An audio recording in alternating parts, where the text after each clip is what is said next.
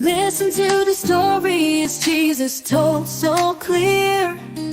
Parables of wisdom for all who want to hear.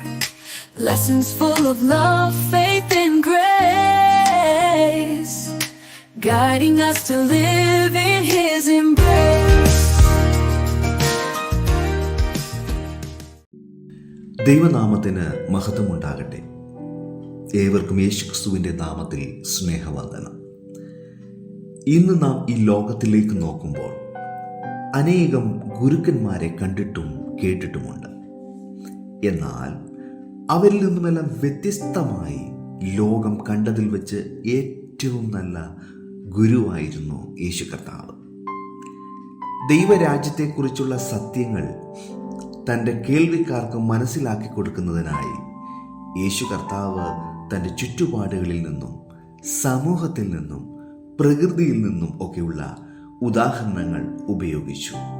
വിത്ത്, വീഞ്ഞ്, വല, കടുകുമണി, അപ്പം എന്നിങ്ങനെ ആത്മീക സത്യങ്ങൾ അറിയിക്കുന്നതിനായി യേശു പറയുന്ന ലളിതമായ കഥകൾ ഉപമകളെന്ന് അറിയപ്പെടുന്നു. യേശുവിൻ്റെ പഠനങ്ങളിൽ മുഖ്യമായ ഒരു ഭാഗം ഉപമകളാണ്.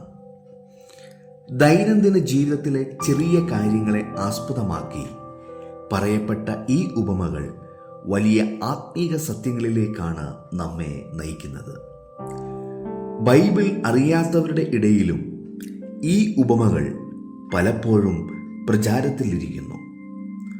ഉപമകൾ ചില ആളുകളിൽ ആത്മീയ ബോധം ഉണ്ടാക്കുകയും മറ്റു ചിലരിൽ അവരുടെ അനാത്മീയതയെ ചൂണ്ടിക്കാണിക്കുകയും ചെയ്യുന്നു.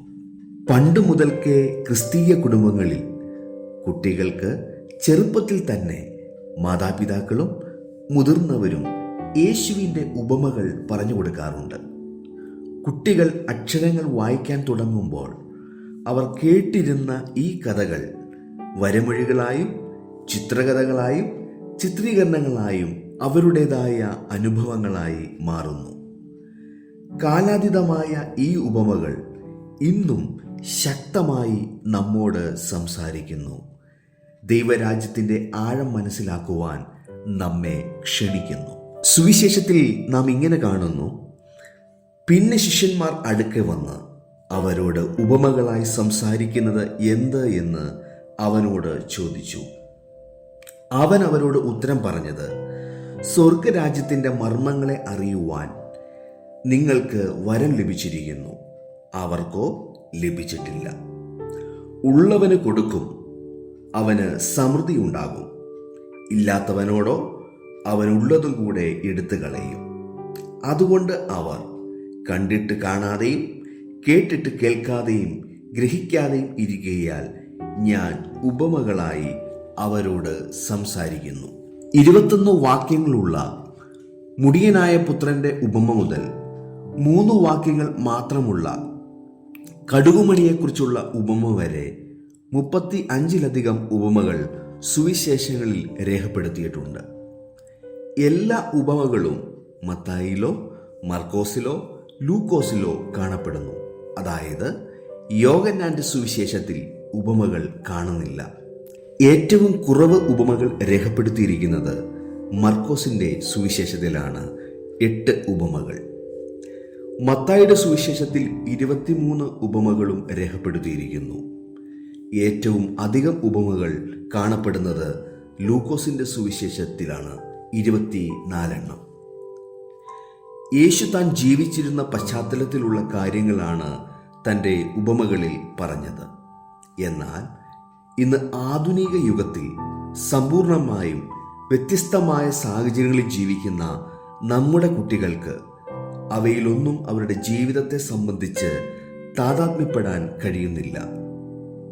ഈ സാഹചര്യത്തെ അടിസ്ഥാനമാക്കി നമ്മുടെ കുഞ്ഞുങ്ങളെ ഉൾപ്പെടുത്തിക്കൊണ്ട് യേശുവിൻ്റെ ഉപമകളിലൂടെ ഒരു പുനരാഖ്യാനം ആശ ഹോപ്പ് വിഷൻ ചാനലിൽ 2025 ജനുവരി മുതൽ ആരംഭിക്കുകയാണ്. ഇതൊക്കെയും യേശു പുരുഷാരത്തോട് ഉപമകളായി പറഞ്ഞു.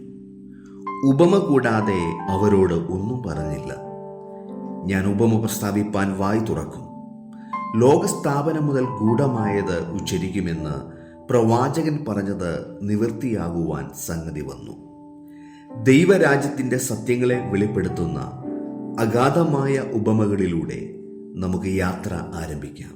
ഈ പരിപാടിയിൽ പങ്കെടുക്കുന്ന എല്ലാ കുഞ്ഞുങ്ങളെയും ദൈവസന്നിധിയിൽ സമർപ്പിച്ച് പ്രാർത്ഥിക്കുന്നു. ദൈവം നമ്മെ എല്ലാവരെയും അനുഗ്രഹിക്കുമാറാകട്ടെ.